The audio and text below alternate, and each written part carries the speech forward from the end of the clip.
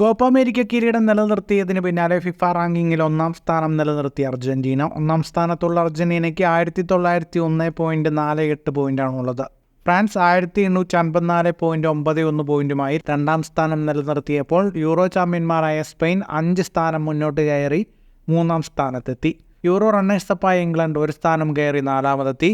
ഇതേസമയം Latin American വമ്പന്മാരായ Brazil കോപ്പയിലെ നിരാശാജനകമായ പ്രകടനത്തിന് പിന്നാലെ ഒരു സ്ഥാനം പിറകോട്ട് പോയി അഞ്ചാമതായി.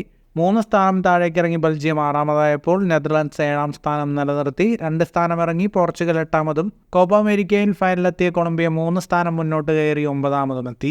ഇറ്റലി 10ാം സ്ഥാനം നിലനിർത്തി. Uruguay, Croatia, Germany, Morocco, Switzerland, USA, Mexico, Japan, Senegal, Iran എന്നിവരാണ് 10 മുതൽ 20 വരെ റാങ്കിൽ. 17 സ്ഥാനം മുന്നോട്ട് കയറി 37ാം റാങ്കിലെത്തിയ വെനസ്വലയാണ് ഏറ്റവും വലിയ കുതിപ്പ് റാങ്കിങ്ങിൽ നടത്തിയത്.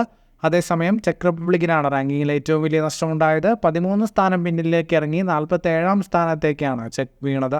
റാങ്കിങ്ങിൽ ഇന്ത്യ 124ാം സ്ഥാനം നിലനിർത്തി. ഫുട്ബോൾ ലോകത്തെ കൂടുതൽ വാർത്തകൾക്കും വിശേഷങ്ങൾക്കുമായി സ്പോർട്സ് കഫേ ഇപ്പോൾ തന്നെ സബ്സ്ക്രൈബ് ചെയ്യുക.